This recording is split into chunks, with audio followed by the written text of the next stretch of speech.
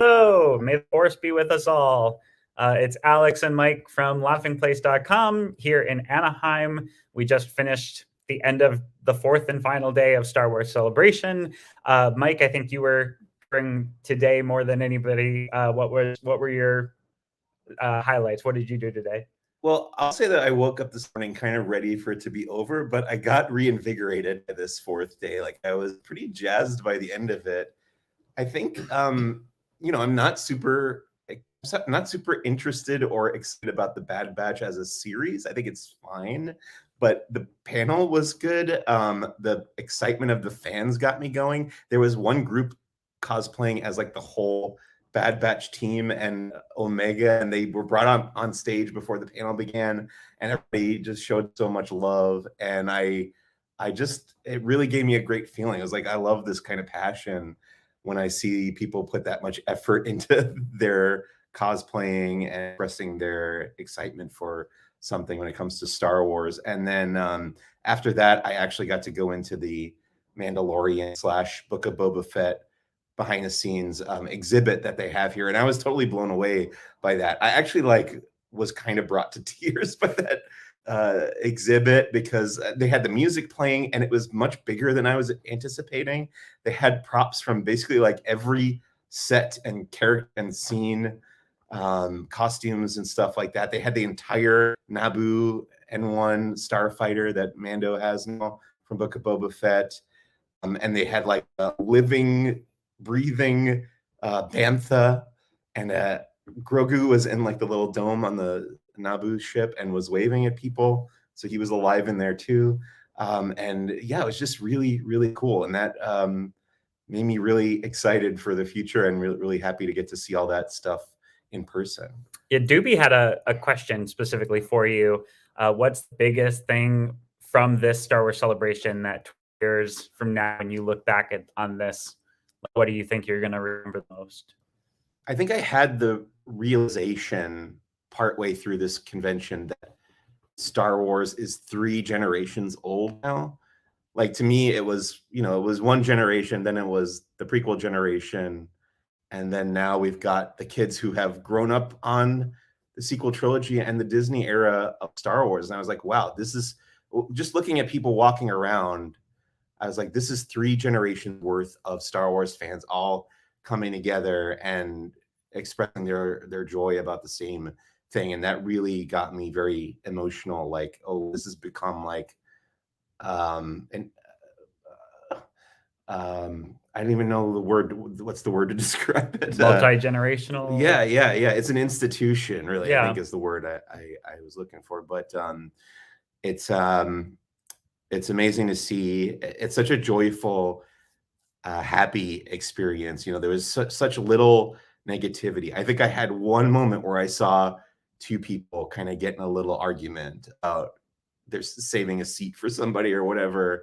But that was it. Every other interaction, either between 2 fans, or between multiple groups of fans or whatever, or between a fan and a celebrity or whatever, every other interaction I saw was positive. Like last night, I met up with some friends. We were leaving the elevator in the lobby of this hotel, and in comes Tamura Morrison into the elevator that we were getting out of. Oh, wow. We're staying at the same hotel. Yes, he was staying at our hotel. And we turned around and we were like, my friend was like, "Hey, Tamura, see you later, goodbye." And he like smiled and waved at us as the elevator doors were closing. We had that moment where we got a little bit of FaceTime with him. But just a lot of little stuff like that happened over the past 4 days. Yeah, I mean, that's really cool to hear. I've been so focused on just getting to things I'm covering and then covering them, and I hadn't really interacted with a lot with other people. But I will say in the past, one of the things I have never loved about Star Wars Celebration is the Star Wars fans can be very, like, if you don't love Star Wars the way I love Star Wars, you're doing it wrong. Like, there's this kind of mentality, and people get very confined to, like, I only like the original trilogy, only the pre-special edition version. Like, there's different subsects of the fandom. So I will say you're right. I witnessed just a lot more harmonious, peaceful banter between attendees. That's I think that's what Disney has accomplished with Star Wars franchise since they've took it over, because I agree, it used to be divided, and now when you look at something like The Mandalorian, the Book of Boba Fett, or the animated series that are coming out, they are working very hard to make it all feel like one big universe. And I am somebody who does not care for the prequels as movies, but I have come to embrace the lore that was established in those movies because they have made such a big effort to have all this intersect and make it feel like one big story. And that's so much of what makes so excited for the future of Star Wars. We've had a request to show off your cool bounty hunter shirt. Yeah. This is the May the 4th from Disney Parks this year. It's got Bosk on it, which is why I bought it.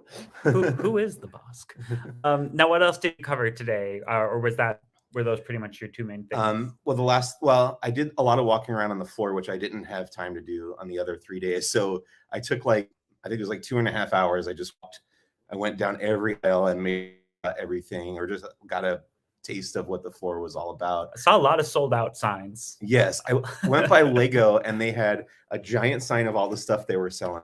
And it was odd because it was all stuff I think that's available elsewhere. Like, if you're coming to Star Wars Celebration, are you really going to buy a Lego set that you can go and get at Target or Lego store? But it was all entirely sold out except for like 3 items. This is a giant list of like 100 things they were selling.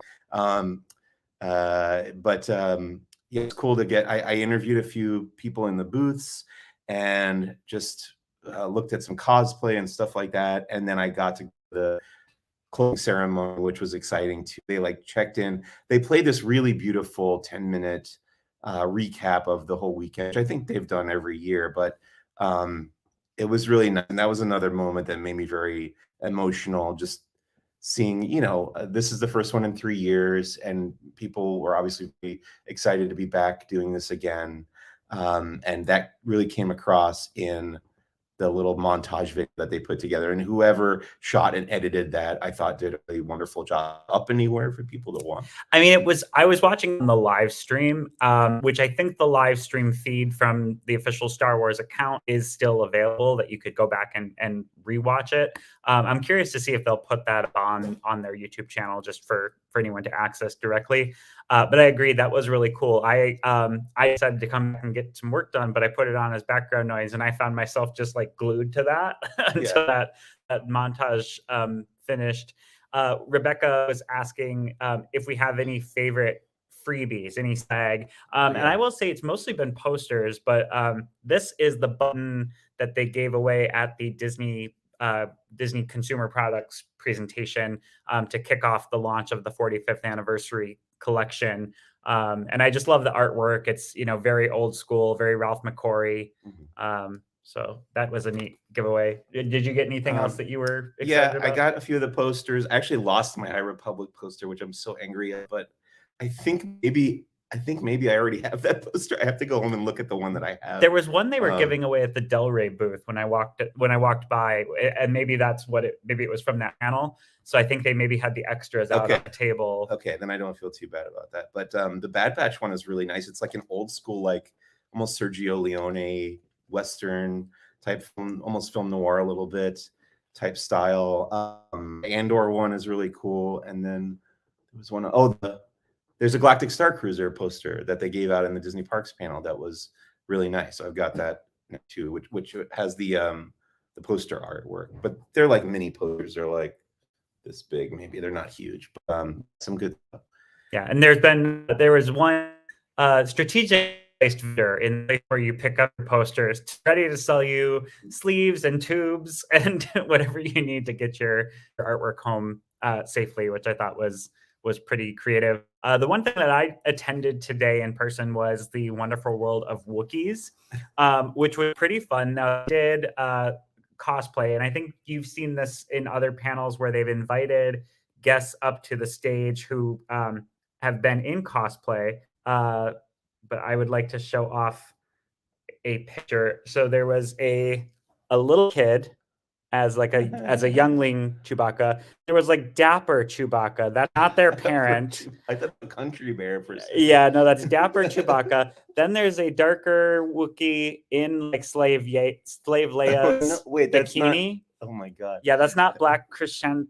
I thought it was Chrysanthemum. Chrysanthemum. And then there's a actual Chewbacca with C-3PO inches on its back from Empire Strikes Back. So that was really cool. The panel is Jonas, who took over the role of Chewbacca. They started things off with Angie Mayhew, Peter Mayhew's whose wife. They played a video that was played at his memorial service that was really about how he overcame his kind of social anxiety about his height by playing Chewbacca. It made him kind of embrace that being tall is a good thing. And it was really sweet. She talked a lot about the Peter Mayhew Foundation, which had a booth on the show floor, and the work that they've been doing to deliver toys to kids with cancer in hospitals, and always get partnerships with like the 501st to have stormtroopers help deliver those. She talked a little bit about how that's changed during the pandemic, but the mission is still very, very much there. Kerry Jones, I think is his name, who portrayed Chrysanthemum. I heard somebody call it Chrysanthemum the other day. Chrysanthemum in the Book of Boba Fett, and he talked a lot about how he's always been a Star Wars fan, but he really paid close attention to the details in the comics, in the Marvel comics, where the character originated from, and used those to help inform the physicality of his movements. He even tried to, and he was saying how he hopes someday some fans will like compare some of his poses with shots from the comics. But when he would be doing the action sequences, he'd try to like land a pose where you could freeze frame it and be like, oh, that's from this panel in this Dr. Aphra comic, and get that specific with it. The other member of that panel was Charles Soule, I'm sorry, from the High Republic team, who writes for Del Rey specifically. He created the Wookiee Jedi Buryaga. And so he's talked quite a bit about Buryaga. During a Q&A, there was a High Republic cosplayer as Markian Rowe. Yes. I spelled it phonetic. I'm sure I spelled it wrong. But he was really surprised to see somebody in the Q&A line as Markian Rowe. He said it was, the first time he's got to see High Republic cosplay, because they developed and wrote High Republic pretty much during the pandemic when they couldn't be introducing to fans. And so gave a little bit of a tease of phase 2 of the High Republic, which is set before the events. So he did confirm that Buryaga wouldn't have been born yet in the phase 2. Oh, so we're a pretty young Wookiee. Yeah, he said he's a pretty young Wookiee. He actually said, somebody asked, as they develop other stories around the prequel trilogy era, could Buryaga show up there? And he said yes, because he's young in High Republic, so he could still be alive. So he dies in Order 66, what you're saying? Well, he did make that clear, but I guess there was an event in phase 1 where it's unclear if he makes it through, something called Fallen Star. Yeah. And his whereabouts are unknown, we'll say that much. Yeah. So he did admit to saying that he survived Fallen Star. He said, let's hope so.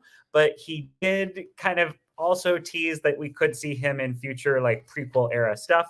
But anyway, the bigger thing was a mom came up whose child was in her shoulders, a toddler in a Chewbacca shirt, and Chewbacca's his favorite character, and he did this little adorable, like his version of a Wookiee growl where he to try and like make the sound, because his still forming and he doesn't know how to do that yet. But she asked specifically, based on the success of Baby Yoda, if we would ever see a baby Wookiee. I know we've seen young Wookiees in the past. At first he said, oh, I don't know. It's a good idea, but I can't really say anything. But then somebody else asked another question along the lines of, when will a baby Wookiee? And he was like, all right, I'm just going to spill it. I'm working on something that includes a baby Wookiee. All right. And he said it's not like Buryaga's son. It's not baby Buryaga. So not necessarily related to Buryaga, but it sounds like a future Charles Soule project will include a baby Wookiee. And that was what I learned from the wonderful world of Wookiees. A full recap coming to laughingplace.com sometime this week.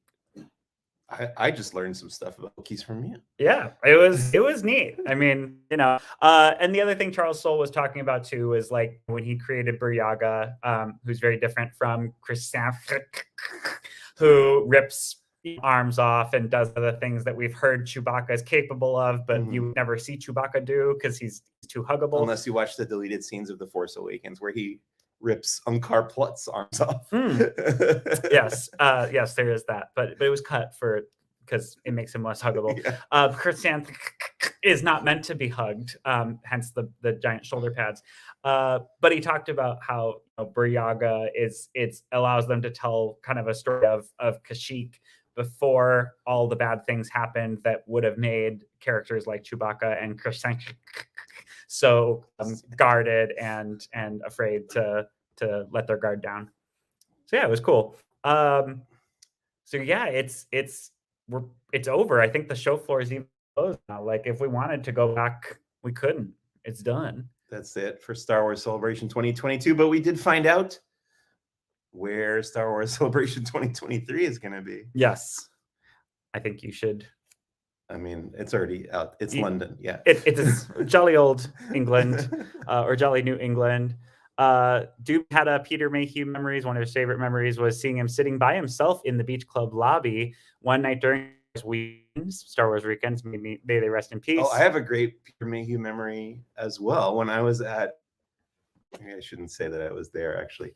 I was at an event, and it was not something I got into through my journalism job. Was I'm hesitant to say, but I was at an event, and I was at kind of an after party, and at one point I found myself standing in between Jonas Duotomo and Peter Mayhew. So I was like, the two Chewbaccas are. Well, Peter Mayhew was in his wheelchair next to me. Oh. It was like they were just like a Chewbacca. But did you still feel very short? Oh yes. Yeah, because to be a Wookiee, you have to be 7 foot minimum. And then also, I didn't realize. I guess I don't know that there's a wrong way to pronounce Han Solo, but it sounds like there is. What's the correct pronunciation? Well, the way most people say it is Han Solo, and then Lando will say it Han Solo. Oh, yes. And then sometimes other people around Lando will also say it Han, like C-3PO will switch his pronunciation. Well, if Lando's in the same scene as him. That just sounds like proper protocol that you would, right. And he's fluent in all those languages, and he would adapt his colloquialisms to whomever he's near. So that makes a lot of sense to me. I guess we'll close it out. Caleb, who may not have been here for the beginning of this, but wanted to know our favorite part of all of this Star Wars celebration, if you have one. Honestly, the highlight, I think, was the Mandalorian panel, because it was the first time anyone got to be in the same room with that cast after the Mandalorian even premiered. Mm-hmm. It's been 2.5 years since that show premiered on Disney Plus, and we haven't had any Star Wars Celebration or Comic-Con or anything like that since then. So just to hear the reaction of the crowd and the enthusiasm for that entire subcategory of Star Wars that exists now, which is Mandalorian universe that's being built on Disney Plus, was really exciting. And being in the exhibit today is kind of like the addendum to that, because I was brought to tears by that exhibit, both getting to see all that stuff and hearing the music playing while I'm in there. But then I had the realization, this is all new stuff. This is all stuff that has been built in the last 3 years or whatever, and is making me have this reaction as a 42-year-old man. This stuff that it's from the same franchise, but it's all physical props and stuff that has been made for Star Wars in the Disney era, and I love it. I have that kind of relationship with it. So I think that speaks to the success of Mandalorian and what Jon Favreau and Dave Filoni have done so far. Yeah, absolutely. I was going to say mine, I think overarching, because Dave Filoni was in a lot of panels, I think is just the humbleness of Dave Filoni and how quick he is to give credit out elsewhere when people compliment him, which is really charming. You know, he, no matter what, like if you're crediting, if someone's praising him for anything Clone Wars related, he just goes, "Oh, well, that was George, and George taught me so much, and I wouldn't be here without George." And if it's Mandalorian, he's like, "Well, that was John," and you know, like he always try and redirects the praise, and it's really charming. It's very cute. A lot of respect for him, and it's been fun seeing fans. I wouldn't say cosplaying as Dave Filoni, but fans wearing cowboy hats because of Dave Filoni, I guess is the right way to say it. And I'm surprised, like in the store, you know, we've got like the flannel shirts as like a George thing. I'm surprised they haven't started doing like Star Wars Celebration cowboy hats. Oh like yeah, like you know, themed branded cowboy hats for Dave Filoni in the same way that we do the flannel shirts for George. So read up, that's what I expect to see in either England or next stateside Star Wars Celebration. Anything else you want to say before we close the book of Star Wars Celebration 2022? I always say when I go to one of these events, if it's specific to a franchise like this is, if I'm more excited about that franchise than I was at the beginning, then I consider it a success. I think I mentioned yesterday that I had a moment where I was thinking, oh, I'd rather be reading a Star Wars book than listening to the author talk about it. Looking at the positive side of that, the fact that this made me want to go and experience more Star Wars. Like I'm like, oh, there's going to be a whole year of me watching Star Wars on TV, reading Star Wars books and comics, and playing Star Wars video games because I'm super psyched about the Jedi Fallen Order sequel between now and the next station, and then we get to go to London and do this all again. Yeah, no, I agree. It reinvigorated my fandom, and by no means is Star Wars my life force like it is for you, but I'm excited to continue digging into all the Star Wars stuff. Now, Doobie brought up a good question. Was Willow and Indy out of place? I'm curious to know your thoughts. Not for me, because to me, Star Wars was always about, I mean, being a Star Wars fan was always about embracing Lucasfilm as a whole. Like growing up, that was always what it was. Like there was a magazine called Lucas, what was it called? Lucasfilm Adventures or something like that. It was LucasArts, the computer company, the division of Lucasfilm that would make the video games. And it was all of everything that came out of Lucasfilm, not only the games, but Star Wars and Indiana Jones and whatever they were doing at the time, Young Indiana Jones Chronicles. And it was all part of the big family to me. Indiana Jones was like the sister series to Star Wars for me. They both existed as part of that same Lucasfilm universe. So to me, having grown up that way, it was not out of place. But I would guess somebody who's a newer fan who maybe just thinks of Lucasfilm as Star Wars might think, oh, hey, why is Indiana Jones here? But I don't know. I love that it's just embraced as like a Lucasfilm celebration more than a Star Wars one. Because I did see a lot of Indiana Jones cosplay walking around the convention center and stuff. And they announced some of the Indiana Jones merch for the Disney parks and stuff. So yeah, please bring Indy back into the Lucasfilm and Star Wars celebration family. I have no problem with that. I can't speak to anyone else's opinions on that. I mean, I for the most part agree, and that was at the Lucasfilm showcase. Like it didn't, the event that was part of didn't say Star Wars showcase, and it was certainly most of what Lucasfilm is doing is Star Wars. But you know, it was nice to have both of those pieces featured. I mean, Ron Howard was here anyway, and the other thing that was kind of cool about the Willow moment was it allowed for Ron Howard to, I think, get a little bit of solo love that he hadn't gotten before. And actually, during the Wookiee panel, one person's question for Junis was like, "I hope we see you again in Solo too." That happened again in ILM.